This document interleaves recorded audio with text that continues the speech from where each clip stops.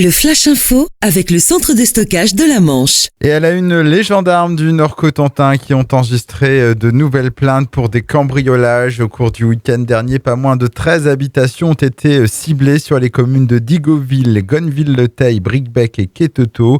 Les voleurs ont à chaque fois emporté des bijoux et du numéraire. Rappelons que dans la nuit du 8 au 9 juin, 8 pavillons d'Igoville avaient déjà été visités.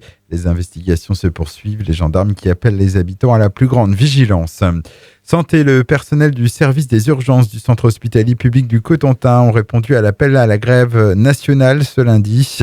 À Cherbourg, plus d'une trentaine de blouses blanches se sont ainsi rassemblées devant l'entrée du bâtiment en début d'après-midi pour protester contre les annonces d'Agnès Buzyn, ministre de la Santé. Les urgentistes qui dénoncent un manque de moyens, un mouvement qui doit se prolonger dans la semaine. Permis de conduire retiré pour un jeune automobiliste de 19 ans. Il a été intercepté hier matin sur la Nationale 13 par la brigade motorisée de Valognes dans le sens Cherbourg-Caen. Il roulait à 150 km/h sur une portion limitée à 80 comme l'autorisait son permis probatoire. À partir du 1er juillet, l'agglomération du Cotentin va proposer un service de transport à la demande afin de faciliter l'accès au réseau de transport de Cherbourg en Cotentin.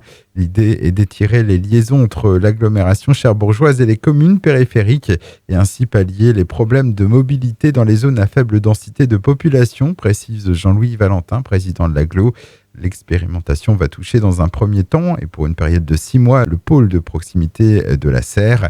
Et si le test est concluant, il pourrait être étendu à d'autres bassins par la suite. Et puis un mot de voile, 3e étape de la Solitaire du Figaro, une grande boucle de 450 000 pour les 46 navigateurs de la baie de Morlaix vers le Cotentin, les côtes sud de l'Angleterre, la mer d'Iroise, avant un retour à Roscoff où ils sont attendus mercredi dans la soirée.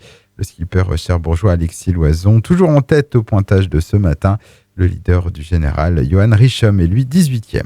Le Flash Info vous a été présenté par Landra, centre de stockage de la Manche à Digoulville. Pour en savoir plus et visiter notre centre, 0810 120 172, coup d'un appel local.